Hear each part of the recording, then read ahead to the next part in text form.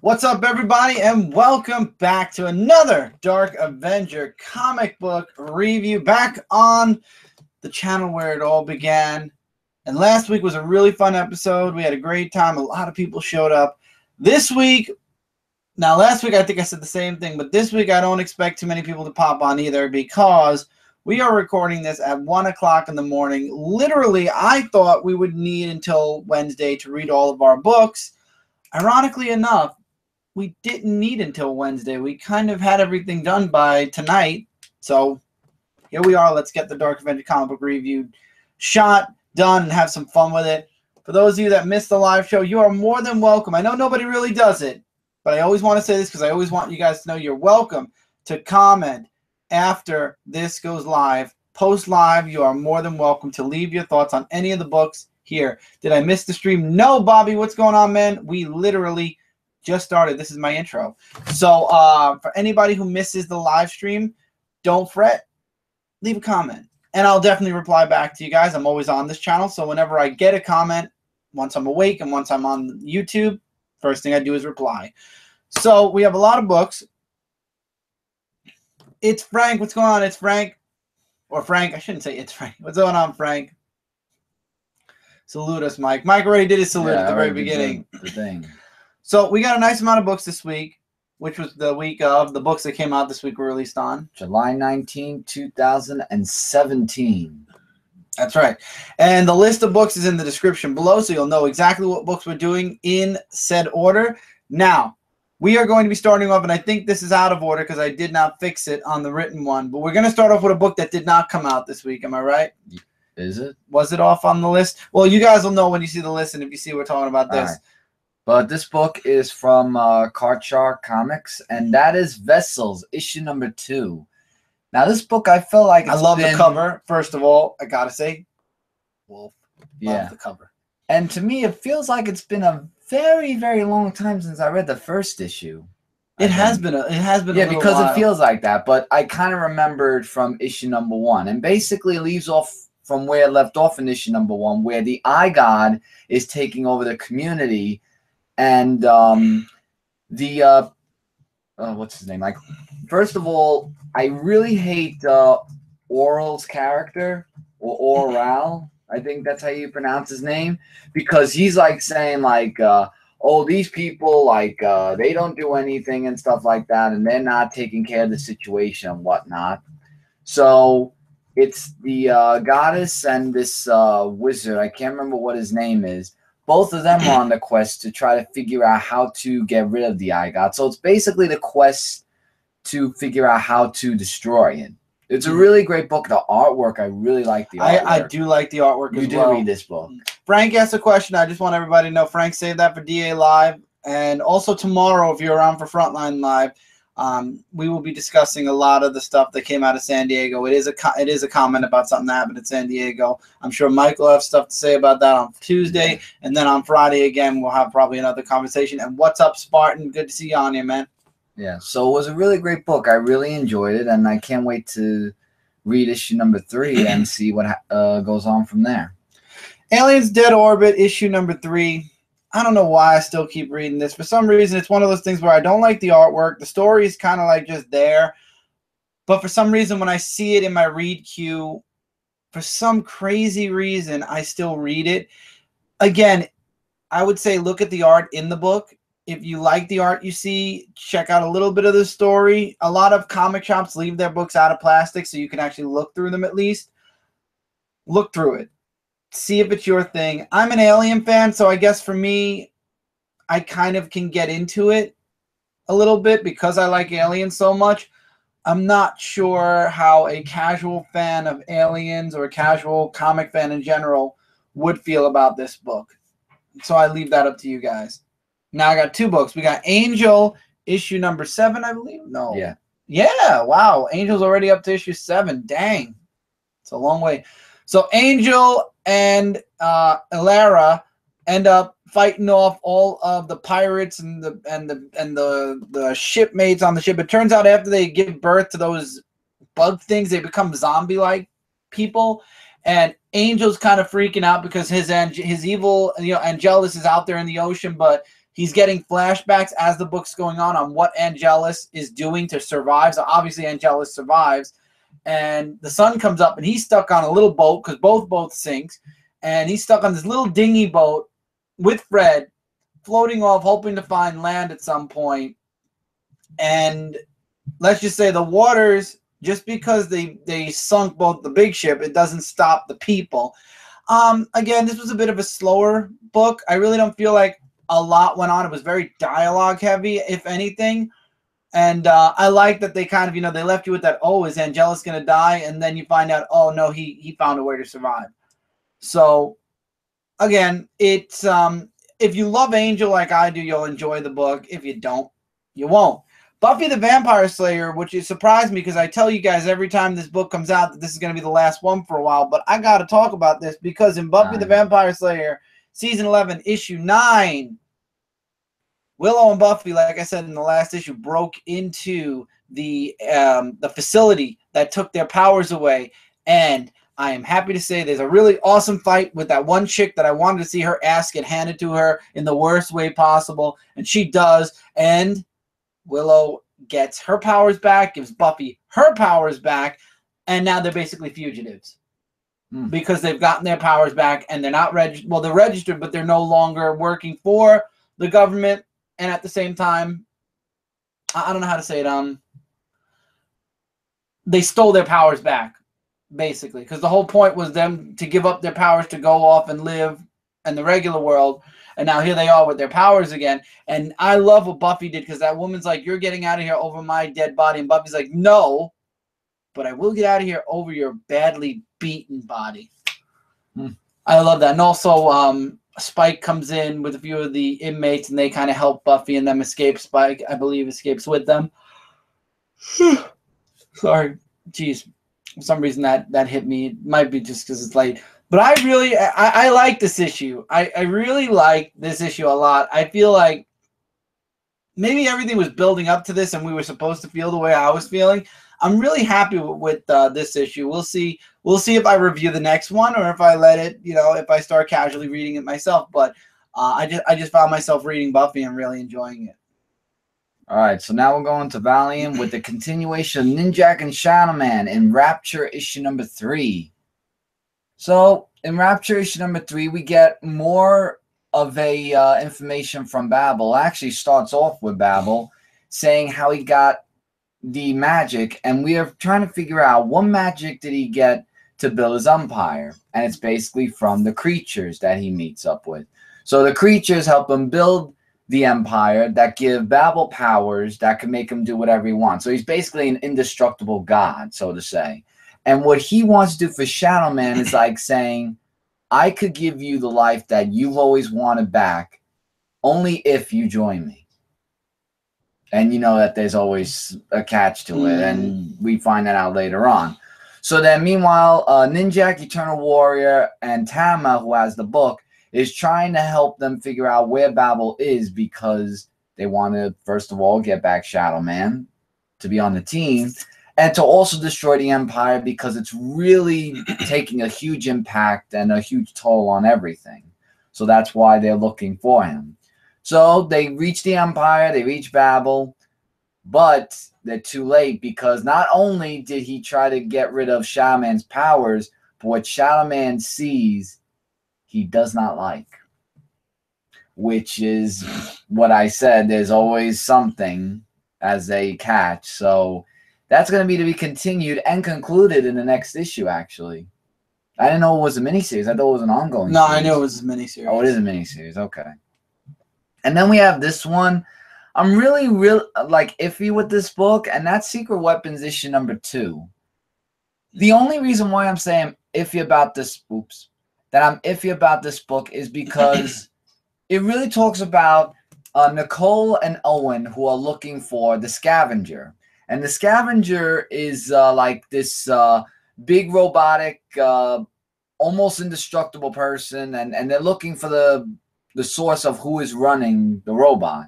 So throughout the whole book, that's what they're trying to find out information. Livewire comes in, of course, and tries to help them out with this a cowboy, I think it was, or whoever it was. I can't really remember. There were 3 people.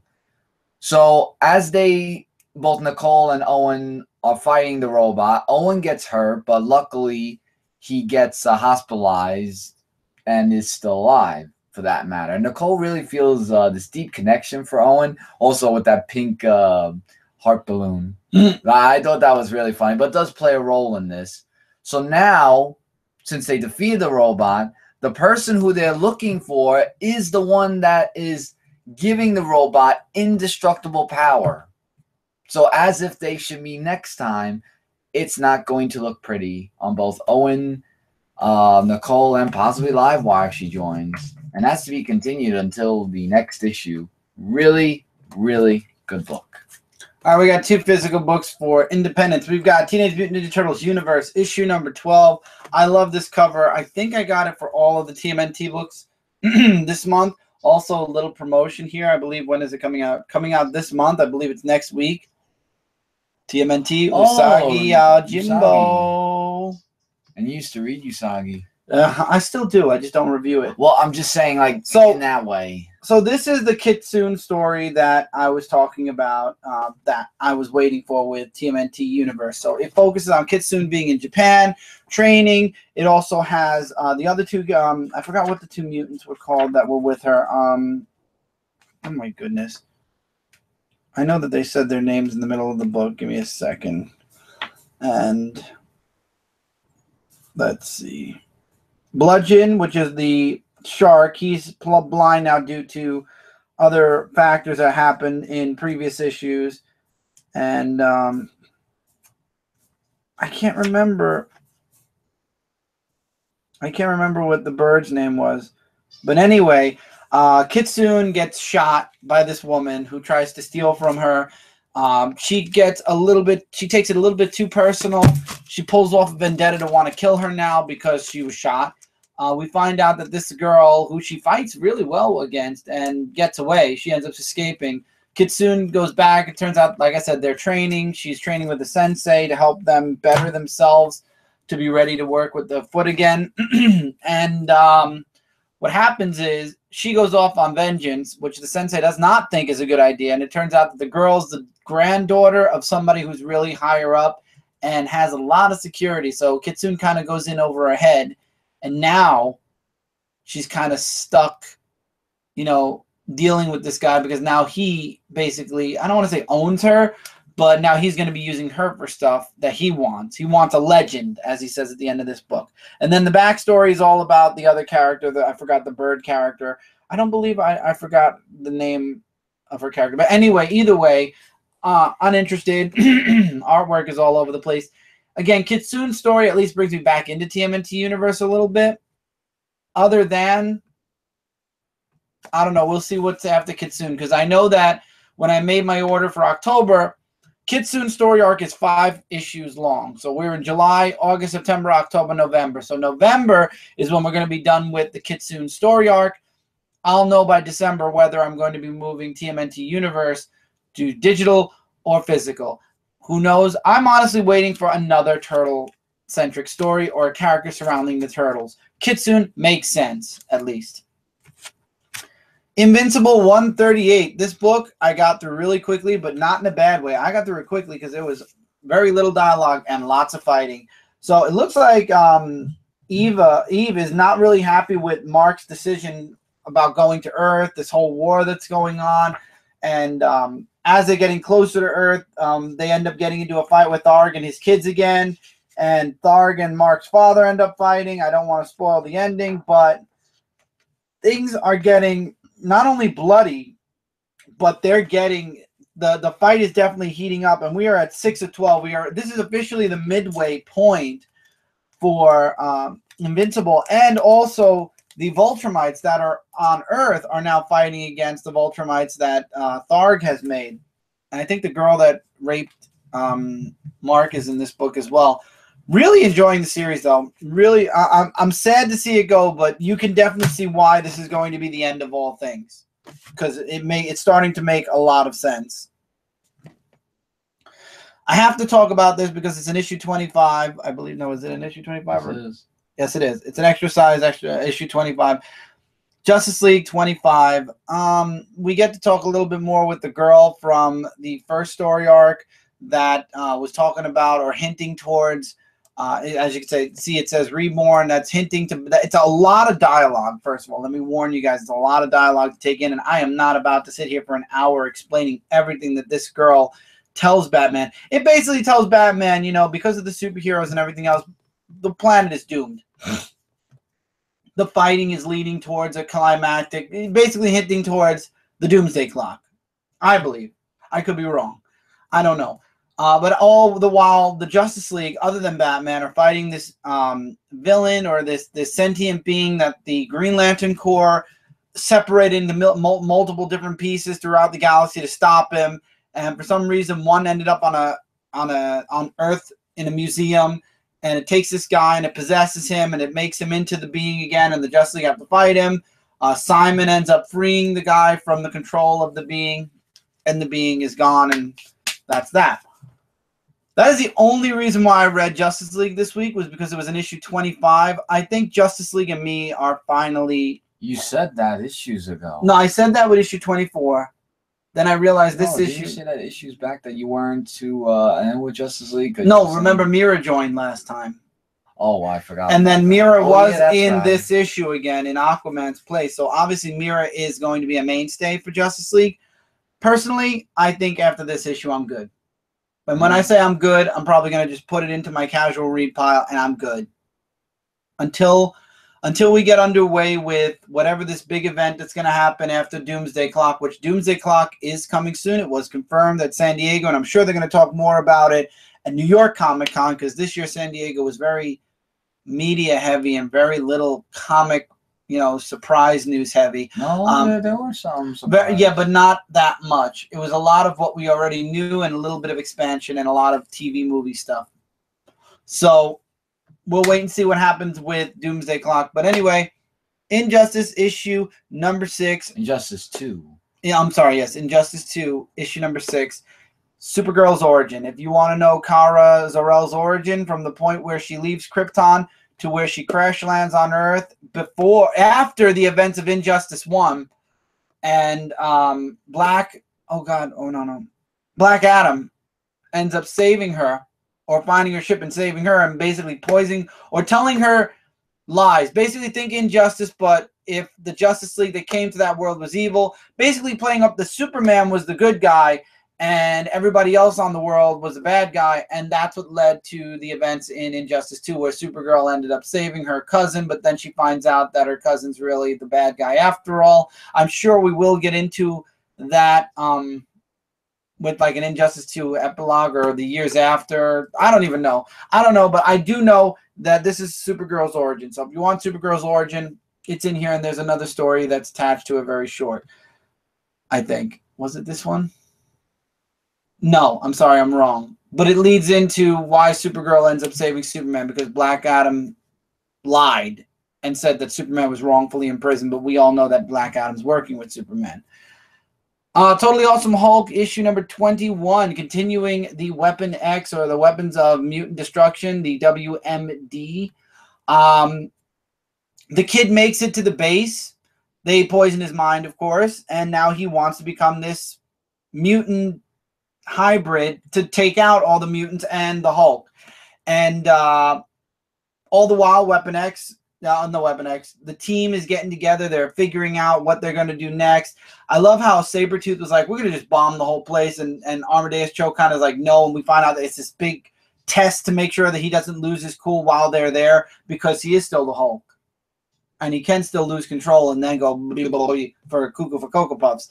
So I like this issue. I thought it was really good. Leads into, I believe it's Weapon X issue. Oh, it doesn't say. Yeah, Weapons of Mutant Destruction. No. I don't know what the next issue of Weapon X is going to. I don't know that. I just got the cover. Yeah, I forget what the next issue of Weapon X is. But this story arc, again, I feel like it's a forced crossover, because Totally Awesome Hulk definitely was not selling. And I don't know if they had faith in Weapon X, to be honest. I would have. I liked Weapon X until they started hinting that I was going to cross over with Totally Awesome Hulk. Now I'm kind of like, eh. But once we get into Rebirth, Totally Awesome Hulk is going to be renamed and going in one direction. Planet Hulk, looking forward to that.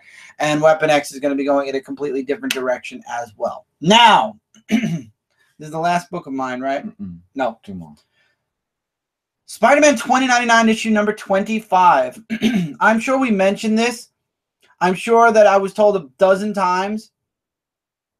I forgot when I read this issue, but this is the grand finale to Spider-Man 2099.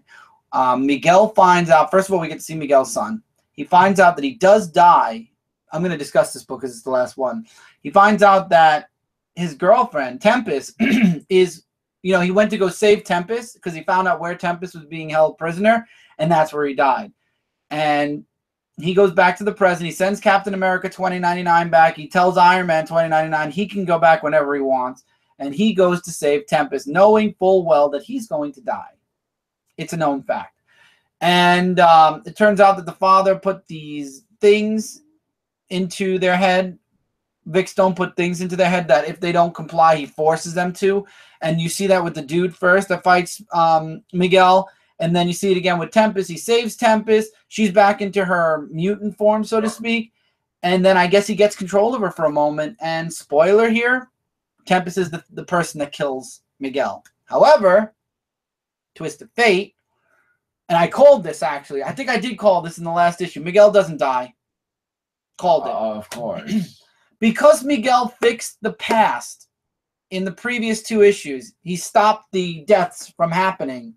2099 came back. And what happens is Doctor Strange from 2099 ended up taking Spider-Man from the year 2017, bringing him back to 2099 on New Year's Eve, by the way, and bringing him back to life. However, now that this whole time travel ordeal is done, Miguel can no longer go back in time. What the world believes is that Miguel died. That in 2017, Tempest killed Miguel. So he can no longer go back to the year 2017 or any other years, because if he does, it's risking 2099 being destroyed once again. So now, to protect 2099, he has to stay in the present. He can't time travel back in time anymore. And I liked it. I thought it was great. And his son is a time traveler too. So we might, if they ever do a Spidey 2099 again, they might put the son in. But the year is now 2100. So if they do bring Spider-Man 2099 back, it's going to be Spider-Man 2100, which is cool. It would be. But at the same time, this was the end. The last page is the ever-loving. This is the end. You know, future. I forgot how they put it exactly, but the end. And it's great. I love the ending, though. I kind of feel bad for Miguel. He's like, I got my world back. I got 2099 back. It just cost me the love of my life and my son. Yeah, definitely agree. It was definitely great. Like, in other words, he was being sarcastic, but he's back in 2099. He's in the white and the red costume. And, yeah. So I liked it. I thought it was a really nice ending. I hope if they do bring 2099 back in any shape or form that they keep him. Well, now they have to kind of keep him in the future, because if they don't keep him in the future, cause the paradox, which would be cool also, because then he has to fix that paradox.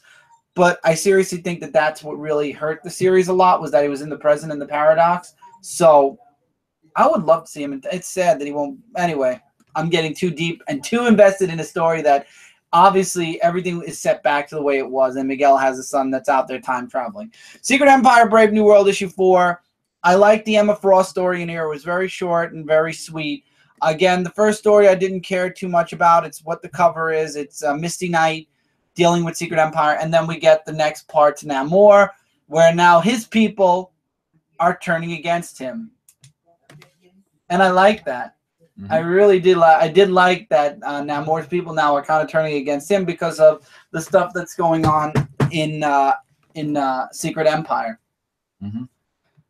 So, anyway, that was my book. And again, do you need Brave New World? No, you don't. You don't need it. You don't even need any of the attached stories so far. I feel like Secret Empire has been pretty good on its own. You know what I mean? Absolutely. So yeah. I didn't know if that was my cue to get the book. All right, so I got 2 physicals, and I already reviewed them on Comic Frontline. So the first one that I'm going to review is Luke Cage, issue number 3. So in Luke Cage, we find out more information about Mitchell Tanner's past of with Dr. Burstein and all that stuff. And then meanwhile, it goes to New Orleans now, where they fight off against Frankie, which is the monster that Monet did by the experimental thing that went totally wrong.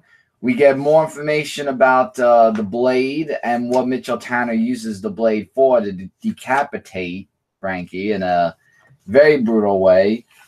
We have Cyril Morgan, who gets into this to destroying Luke Cage and Mitchell Tanner because of that. And we get more just information about, what Monet did in last issue, as well as Frankie killing his own father, really, which was something else. And Morgan goes to the 9th Ward and then asks them to join to kill them with the sword that they have. And Dr. Burstein is actually not dead. He is alive and well. And wow, that was a huge, unexpected turn that I did not see in this book in an interesting way. And that's to be continued in the next issue. Really great book. Definitely some you guys should check out.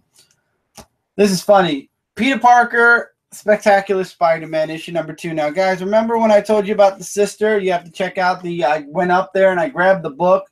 Well... I gotta go grab the book again. No, I don't have to. So we find, Spider-Man goes to Iron Man, Riri, for help and gets the help. However, he meets his sister, and then Johnny's like, why did I never hear you had a sister? And then for those of you that did not read Amazing Spider-Man Family Business, you know how I said to avoid, spoilers and go get the book? Avoid this issue until you get the book, unless you don't care, because Peter Parker basically goes through the entire graphic novel explaining his sister, how she's really not his sister, the Kingpin ordeal and everything. And then the sister, in turn, tells him what she's been doing and that there's this project that she found out about. She stole the data. It's in her blood, but now she's on the run from S.H.I.E.L.D. and I forgot what other corporation, but basically there's a hit out on her now and she's a fugitive, so she needs Pete's help. However, Pete has a date. What she goes on, and basically everything you think could happen and go wrong goes wrong. From a jerk guy that's in the store to Johnny finding out about it and trying to swoop in and steal his girlfriend, which is very jerkish in my opinion. Johnny, you mean Flame On Johnny? Uh-huh. Wow, why is his character like that in this book? I don't know. And the sister is dead asleep in his apartment, and they left her alone. We find out that the target, because I'm not going to give you the info on the phone, but the phone has all these supervillain targets, and it turns out that Wilson Fisk, a.k.a. the Kingpin, is the next target, and it turns out that Pete's sister is awake. Johnny's not there to watch her. So from what I'm gathering, she's going to be going for the Kingpin, and so is Spidey, and it looks like Human Torch is as well. So you get a rundown or a setup. No, I'm sorry, not a setup. If you did not read Family Business and you can't get your hands on it, you get a a refresher or an abridged version of it here. We find out what's going on with Pete's sister. Pete goes on his first date with this girl and things don't go well. So I don't think this girl is going to be sticking around too long. I mean, it'd be funny if she did and Pete one day reveals who he really is. But yeah, things definitely go wrong in this book, and it's a lot of recapping what's already gone on and obviously setting up to see Kingpin again, which is why the sister's back. So it's like, oh joy, Kingpin again. Fun times. Amazing Spider-Man, Renew Your Vows, issue number 9. Mary Jane is possessed by the Venom symbiote, and she is losing control of it massively at a very rapid rate, and Pete has to try to save her, and it becomes a struggle where Pete, actually using Region Tech, gives MJ enough strength and kind of steals some of the strength from the Venom symbiote to give her the ability to break free from the Venom symbiote, where then we find out she tells Pete that she got the suit from Liz Allen, and he's like, why? What does Liz Allen have to do with it? And it looks like Liz Allen is now going to destroy the world because she doesn't want her son to do it, because she doesn't want her son to become like the father. I'll tell you, what? If this was to appease the fans that, you know, Mary Jane and Peter Parker are back together, you sure threw them into a screwed up universe. And let us not forget that when this arc is over and we get into Legacy, this book is jumping 8 years into the future, meaning the little daughter is not going to be a little daughter anymore. She's going to be a teenage daughter. Pete's going to be older. We're basically going into Spider-Girl territory, unless they don't age the parents and they only age the girl. And that would be weird also. I don't know, but I feel like they're trying to really screw. This is me just talking. I'm not saying 100% they are, but in my mind, I feel like they're trying to really hurt Renew Your Vows to make people not like it, so that they'll go back to Amazing Spider-Man, where Pete's not married and there's not all these other issues and he's Spider-Man all the time and like that more. Or they're just trying to ship out the Mary Jane Peter Parker relationship by any means possible. And they know Renew Your Vows is doing really good, and they know people are starting to stress them that, hey, you should really consider, you brought Miles into the 616, you really should consider bringing Mary Jane and Pete back together. So now they're basically trying to sabotage their own book to not hear about Mary Jane and Peter Parker being together again. My opinion could be completely wrong, but Joe Quesada, as we all know, is a selfish bastard who only wants what he wants and not what the fans want. I shouldn't say he's a selfish bastard. He's a selfish jerk, because he's the one that doesn't want Peter Parker and Mary Jane together. I would say, okay, fair is fair. Do a vote. Let the fans choose whether they want Peter Parker and Mary Jane to be together or not. If the fans vote for Peter Parker to stay single over Peter Parker and Mary Jane back together, then Joe Q, you made the fans really enjoy Peter Parker single and away from Mary Jane. But alternatively, if the fans want Mary Jane, Peter Parker together, then it kind of will force the hand to bring back. I don't know. It's stupid. Marvel won't do it. We all know Marvel won't do it. And until Joe Quesada leaves Marvel, I don't see Peter Parker and Mary Jane getting back together. And by that time, so many years later, where people won't even truly remember them together, or they'll think it's only the Renew Your Vows universe, then it's just going to be one of those things where if a writer remembers it and wants to do an arc and the new head-in-chief is like, yeah, okay, whatever. I mean, they did it with Superman and Lois Lane over in DC. Sure, we should bring the one group, the one couple that worked in the Marvel Universe back together. Then we'll get Spider-Man and Mary Jane back together again. But I don't see that happening anytime soon. And I think it's all because of the selfish feelings of one editor-in-chief, which I wish Disney would come down and be like, hey, dude, we own you now. Fix it. But that's just me. And that's me going into Tevye territory, which I'm going to compose myself now and move forward with it and go with XMen Gold issue number 8. The X-Men versus the assassin who blames mutants for the death of his wife and child. We also find out in this book that Nightcrawler can't die. He died several times. He got mauled by this mob in the last issue. I mean, wasn't that a known fact? He cannot die because he was in heaven and he escaped heaven. If you guys remember, they brought Nightcrawler back from heaven.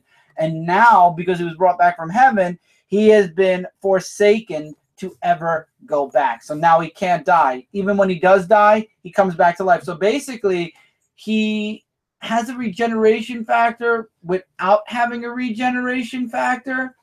Meaning it's a healing factor, basically. Yeah, but I'm saying, he's very badly beaten up. But it doesn't matter because he can't die. They'll put him right to the edge of death, but then he comes back. No matter what, Nightcrawler can't die. So he doesn't heal from wounds? No, he doesn't heal from wounds. He just cannot die.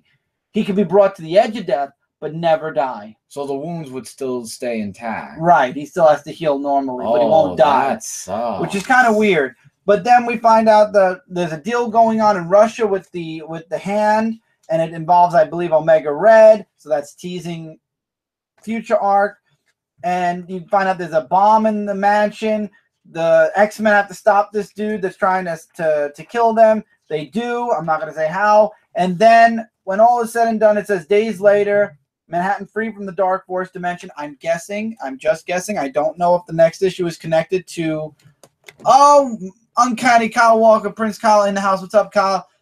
I don't know if the next issue is still connected to Secret Empire or it's now done with Secret Empire because the Dark Dimension is off of New York.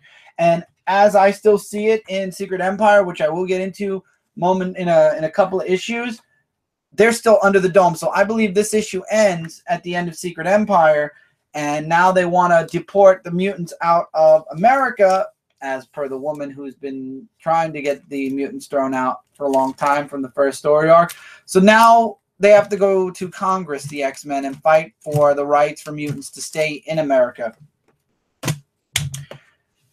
Oh, I hope they kick this woman out of America herself. She's very annoying, and that's one of the downsides to XMen Gold is this woman just does not want to they don't want to put her in a back seat for a while. They want to kind of put her out there, and I feel like once this arc with the whole deportation is done and over with, we'll hardly ever, if at all, hear from this woman again. Now let's get into an issue number 1. Astonishing X-Men issue number 1. I enjoyed this issue a lot. I like the artwork. Apparently, somebody, we don't know in the beginning, is taking out all of the psychic mutants, including Psylocke. And Psylocke sends out a distress call to Bishop, Angel, Gambit. Phantom X is with them, so he comes along. Rogue and Old Man Logan, that she needs help. They go, she's under some type of control. Long story short, with all these X-Men that are called in, they save Betsy. Betsy explains that it was, oh my lord, I forgot his name. Oh god. The Shadow King. Yeah, Amala Farouk, if I can say his name right. And of course, Beast shows up, and he's not really popular among the mutants right now because of his choices during the Inhumans versus the X-Men. And basically, Betsy has to send them into the, was it the Psychic Realm? I forget what the Astral Plane to stop the Phantom King before he destroys the world, because he just wants to see the world burn. So now they're there, and we get a shocking last page, which I'm not going to show. Oh. But the last page leaves a lot of questions to be asked. Like the artwork, like the story. I like how Angel's keeping Archangel at bay, because every time he's Archangel, he kind of gets dark. Who wrote that? Charles Soule, the writer of the Death. I know, but I like the way everything's done. We did not get to see Mystique yet. Mystique's on the cover, but she was not in this first issue, and she probably won't be in this arc. Well, I'm kind of sad. By the cover. I'm kind of sad because I was hoping Mystique. No, I wanted Mystique on this team. That was what I was excited about, was Mystique being on this team. But obviously, she'll probably pop in later on. And I don't know. I like the way this team was put together. It looks really interesting.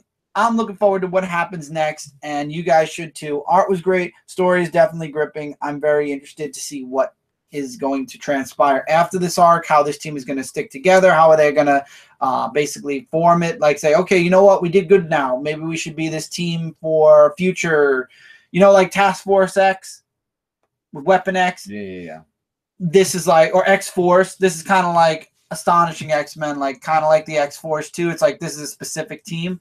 I don't know. I enjoyed the first issue. I'm looking forward to the next and the next. I have already made our order for October. I made it last night. We will be getting it. It is sticking to a physical pile. Now the big hitter from Marvel, and the big hitter from this week, honestly, because everything else that I'm about to review in DC kind of fell into the... Anyway, Secret Empire, issue number 6. Steve Rogers in the astrological plane is prisoner to... Red Skull, who basically says, I'm the one that put you here to begin with. We get to see New York and the struggles that are going on under the dome. Daredevil confronts Kingpin, and Kingpin's like, I have nothing that I want. I am just here to make sure people remember what I'm doing now. Obviously, it's going to play into something in a Daredevil book later on, or maybe even a miniseries. Who knows? And then we get into the actual book where the team that's going to kill Steve Rogers, we got Wasp, who's kind of quitting on the team. There's a nice dialogue between Miles and Black Widow. Thor is starting to question his role working with Captain America. The big fight between Cap and Iron Man transpire. And we thought Bobby was the traitor. Spoiler alert. She's not. Ant-Man was the traitor because they got Cassie. Ant-Man? Ant-Man was the traitor, and Bobby was not talking to Captain America. Bobby's been in cahoots with Maria Hill. And also all the truth comes out. You know, they found out that Iron Man never created a machine to find the pieces of the Cosmic Cube. And it was a whole fight going on. And then you got Bruce Banner, who doesn't want to be bothered with Captain America's offer to take down the people that killed him. And Cap's like, yeah, well, guess what? I wasn't talking to you. I was talking to somebody else. He was talking to the Hulk. So the Hulk is fighting on Cap's side, and he has a very small amount of time. I love the scene with Clint where he's kind of like, I'm just going to sit here and you can go ahead and kill me because I deserve it. And it's just this all-out fight that happens. I thought it was great. We had some nice stuff going on with Cap versus Iron Man again, except Cap's the bad guy this time. And then they find out that there's a bomb on the base. Black Widow's going to what do you call Washington, D.C. Captain America's saved by Elsa, basically Madam Hydra, and she's gone. And now everything's kind of up in the air. This is issue 6. There's 4 issues still to go. 4 issues to go. This was an insane issue. And again, this is a book that I definitely have to spotlight because it is a major event going on. Oh, and also Thor makes a decision he can't team with Cap anymore, no matter what. He can't hurt the people that are running away from him. So he sees the people escaping, and instead of stopping them, he's like, go. So he kind of gives up. He kind of just says, you know what, I can't be on this side anymore. Because he figures out he's probably on the wrong side. Good job, Thor. And he lets them escape. I'm really looking forward to what's going to happen next. This issue, nothing big really happens. Captain America obviously gets the shards from Tony Stark, so now there's even less hope. And from what everyone's talking about from San Diego Comic-Con, the scene that we saw from Civil War II with Miles and Cap is coming in the next issue or the issue right after. And what happens next is going to happen. So I don't know, but obviously it's not going to be over in the next issue because we've got all the way to issue 10, which I believe is ending in September. So we've got till September to really wait and see what's going to go on with Secret Empire. And then Generations is going all the way into October. I know this because the last set of books is coming out in October, and I just pre-ordered them. So lots going on with Marvel. And thank God this is the last what do you call it? Event for a while. Okay. So, Batman issue 27, War of Jokes and Riddles interlude. Now, I'm pointing this out for a reason. It says interlude. This is Kite Man's origin. The whole book is Kite Man's origin. He was working for the Riddler, then he went to the Joker, then he lost his family, and then he basically became Kite Man. Even the Joker's like, you're kidding. And that's it. So this interlude is basically the birth of Kite Man. I mean, I'm not even joking. You just see him bouncing from one side to the other with Batman in the mix, and Clayface takes him. It's insane. It's absolutely insane. And Batman, of course, promises to get him justice. He never does, so thus he becomes Kite Man. And that's that. There's some really nice artwork, though, I will say that. But I could care less about Kite Man. I mean, if this book was supposed to get me to care about Kite Man, it did not. It did not get me to care about Kite Man whatsoever. I could care less. I don't care. And then Batwoman, continuing with Origins, and back in time. Batwoman issue number 5 is all about when Kate spent time in Karaya with Sophia and how at first they didn't get along, or how Sophia was protecting her, and then you start to see a relationship bloom, and then Kate does a mission for Sophia, and then she almost dies again, and it turns out that the woman she was fighting in the previous issue didn't like her to begin with and wanted her killed.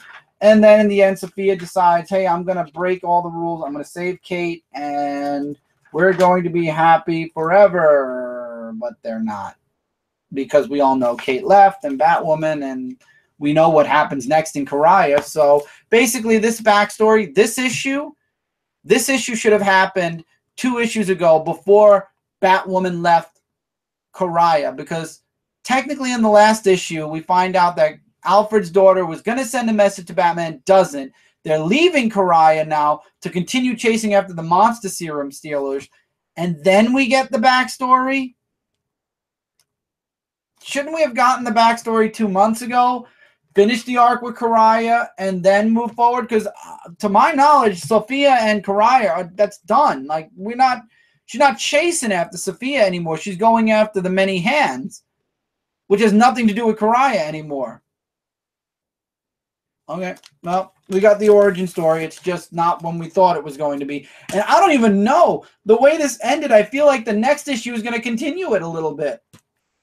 What is this, a summer interlude? I mean, we're in, well, Batman is twice a month, but Batwoman's only once a month. Are we in an interlude 2 issues now where we're getting the backstory when we should have gotten the backstory before?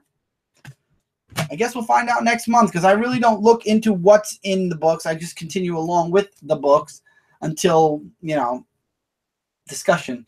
So I don't know. I actually might check previews to see if we're going to continue the backstory with Sophia and Kate, with Kariah and stuff, because we got one flash from the future where we get to see that dark Kate again, and it was like, dedication. You two have, and Mike's beard coming in nicely. Still not as hot as. I'm gonna kick you, Alan. Not out. I'm just gonna kick you in the butt. But welcome to the stream, Alan. Great to have you on here. Now, it's over. I'm not even really going to talk much about it. Dead Space, it's over. Wonder Woman kicks the big alien's butt. We find out that the bugs or whatever these things are that are latching onto the Justice League, yeah, they just explode into stars by the end of the issue. It's done. The Justice League wins. The end. Awesome page. Thank you, God, it's over. And now we can hopefully get into a better story arc, but probably not. Because it says next issue, Constantine, Zatanna, and Deadman. Oh, my.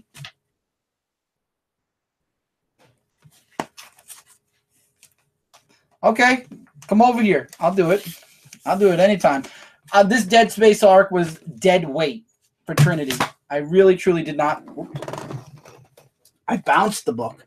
It really, I feel like that was dead weight for this series, and I'm hoping that with the next issue, with the next arc, things pick up, because Trinity has not been feeling good. Honestly, if DC decided in a couple of months to end Trinity and just do a World's Finest again with Batman and Superman, no offense to you Wonder Woman fans, I love reading Wonder Woman, and now that I'm not reading the main title anymore, this and a few other books that she's a part of the team are all I'm reading with Wonder Woman, but at the same time, these stories are not hitting. They're truly just not hitting. Who's writing this? Is it even? Yeah, it is Francis Manipul. That's the weird thing. I don't know. The story's just not hitting for me for some reason. Trinity just is not working out right. So I'd rather see a World's Finest reunion kind of deal with the original Batman, the original Superman back together. Well, not the original, but the current Batman and Superman back together than Trinity, because I feel like when you add more than 2 people, it becomes like Justice League, and that's why the Justice League was in this one. The last arc nobody really enjoyed the Mongol story arc. I thought it was okay. So that was the first arc. And now next is going to have Zatanna and Deadman and Constantine. I feel like that's something you'd like more. That's Justice League Dark. Exactly. So that's something I believe you would like. So Nightwing has reached its 25th issue now, so it gets the double-sized anniversary. So it turns out that Nightwing didn't die in the explosion. One of the supervillains had a time-freezing device that allowed him to freeze time. Nightwing saves all the villains.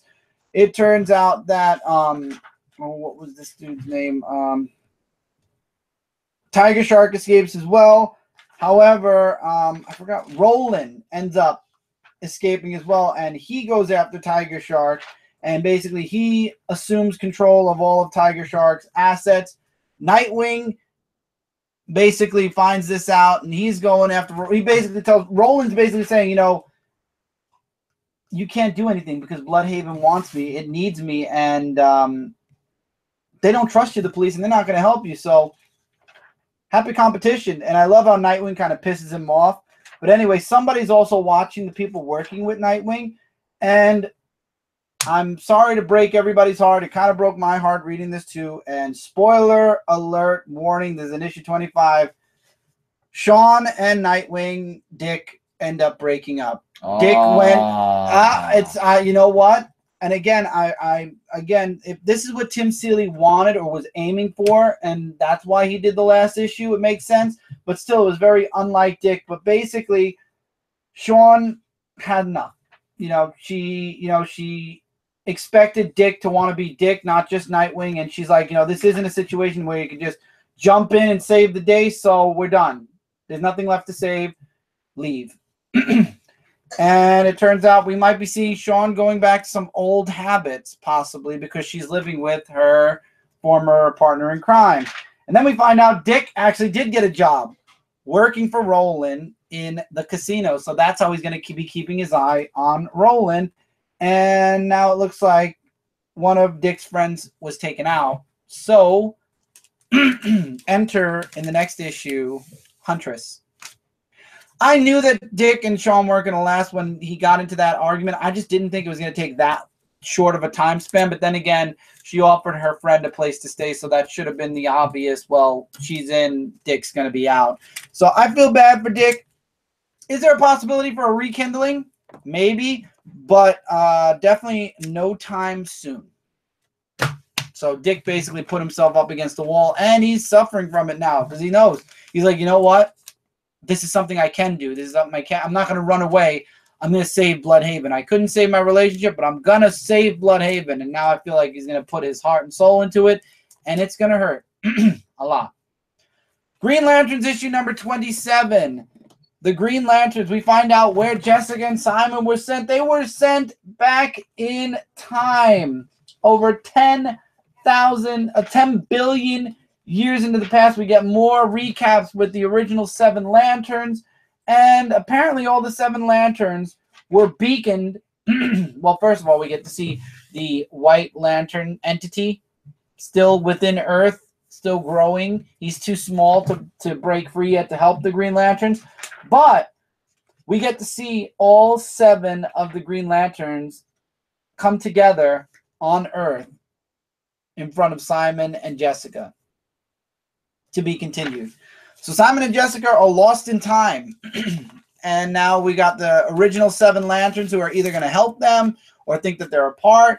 I don't know. But Green Lanterns is very, very interesting. This is definitely going. And Simon doesn't have his ring. His ring is irreparable. Will Simon get a new ring, or is that tattoo on his wrist going to start giving off power? I don't know, but it keeps glowing. You never know. And remember, there are a lot of Green Lanterns. There's a lot of room for an Ion or something else. All right. I'm interested. Yeah.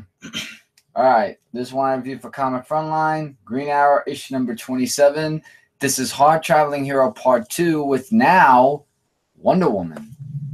I'm kind of actually glad to see a new superhero that's in the Justice League to actually help out Green Arrow. So after the Flash goes to investigate about some stuff that Green Arrow finds with him, and also getting introduced to the new LC-222 armor, Green Arrow goes after it, and then in comes Wonder Woman to stop him from almost murdering the poor guy under the armor because she heard about the news of him possibly being guilty about what happened.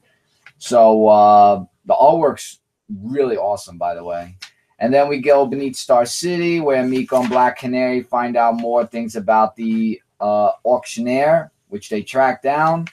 With the lasso of truth, Green Arrow tells the truth to Wonder Woman about some stuff that's like really funny. But with the Senator, Wicked, I think her name was. Like basically he does like this really big save. Yeah, Senator Wicked from the Ninth Circle that was invading the Washington Monument, and Green Arrow's trying to win back the people by trying to say that Hero Among Nations is a beacon of hope. So I thought that was something great. And now it looks like his next investigation is going to take place elsewhere in LexCorp, which is where the armor actually was that came and invaded all of what's going on. So is LexCorp affiliated with Ninth Circle? I don't know. But I have a funny feeling LexCorp, it's either going to be Lex Luthor or Superman that's going to come in, because usually that's what it is. So I don't know. Speaking of Superman, Superman 27. Oh boy. Uh-oh. Oh boy.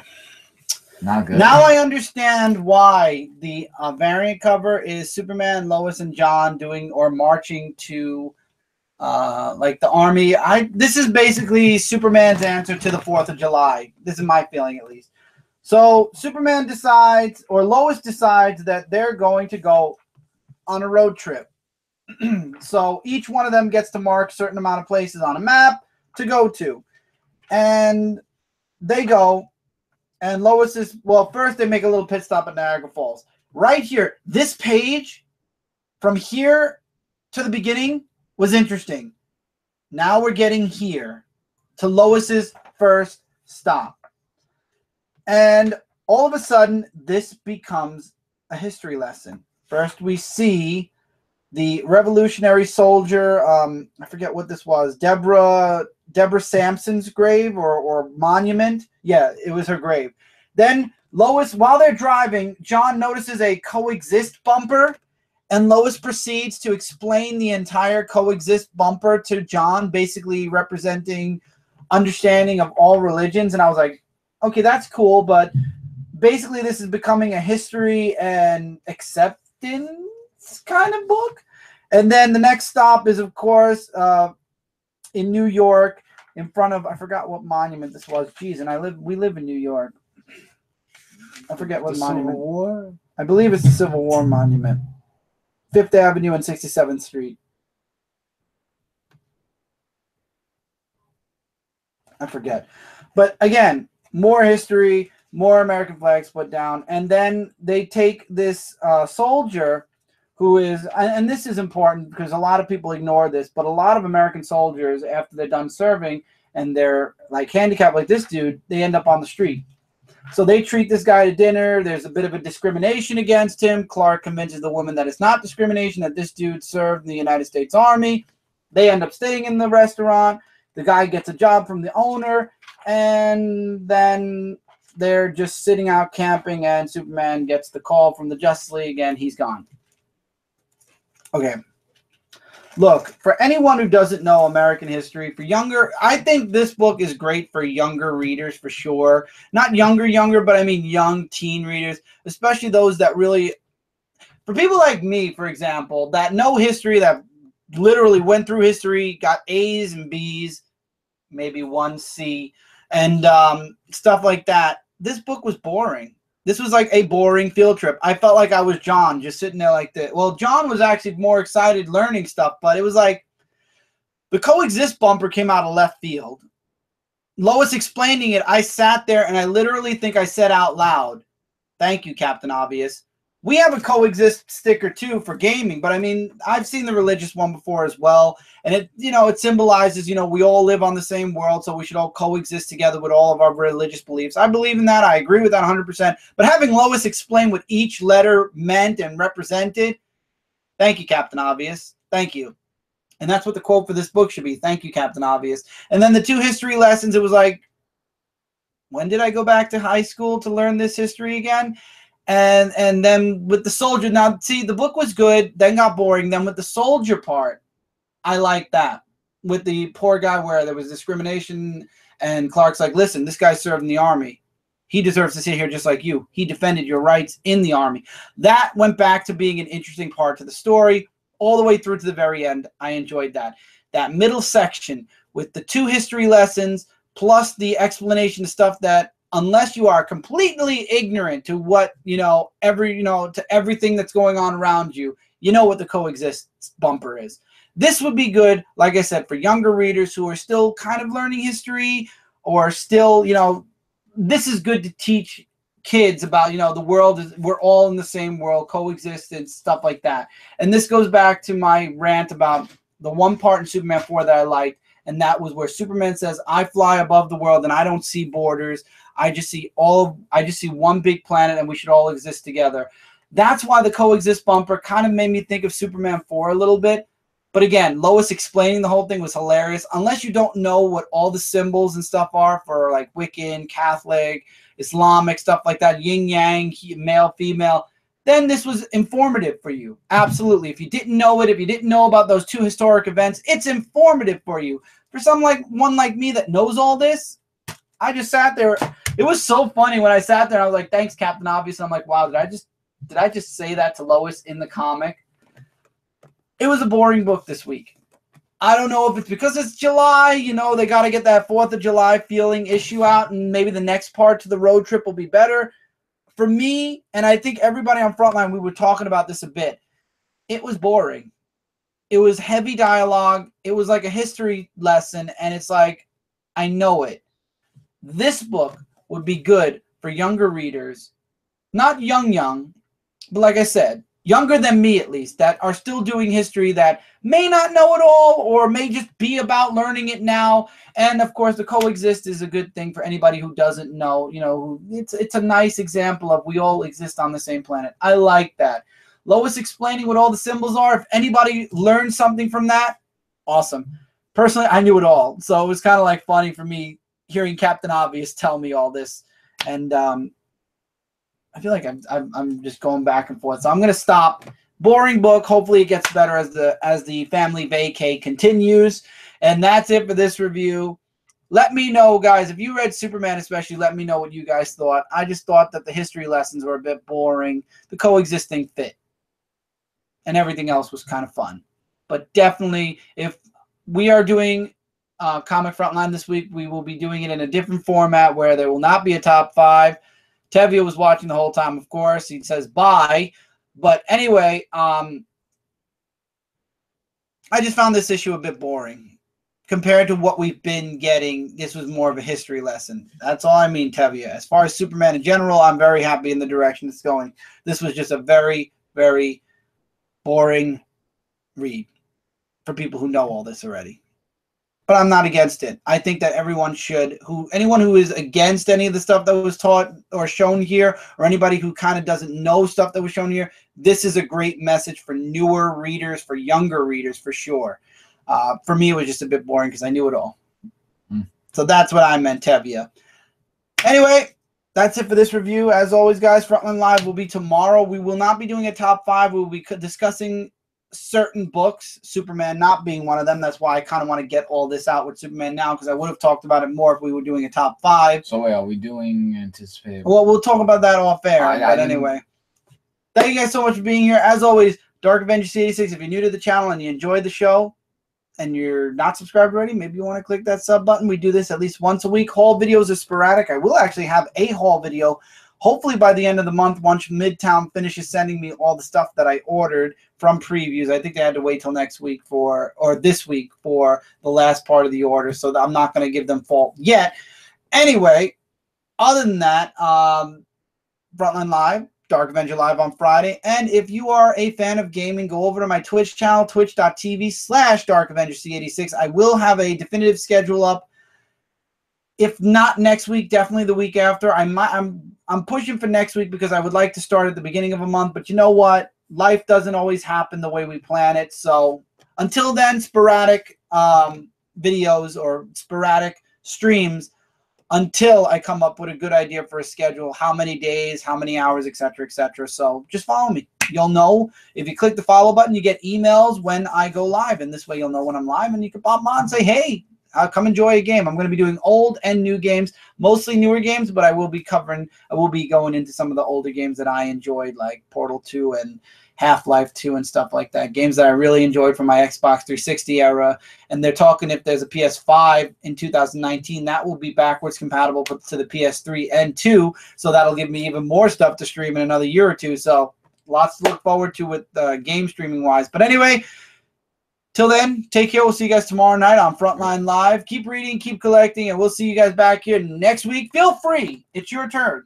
If you're watching this post live, in the comments below, let us know what you thought about the books that came out this week, and I'll be replying to you guys in the comments below. I know not too many people comment, but when you guys do, I enjoy it. So if you'd like to comment, if you've sat through this entire video and you feel like you have an opinion about something, even if you disagree with what I said with Superman, let me know in the comments below. We'll talk. We'll talk. I respect everybody's opinions.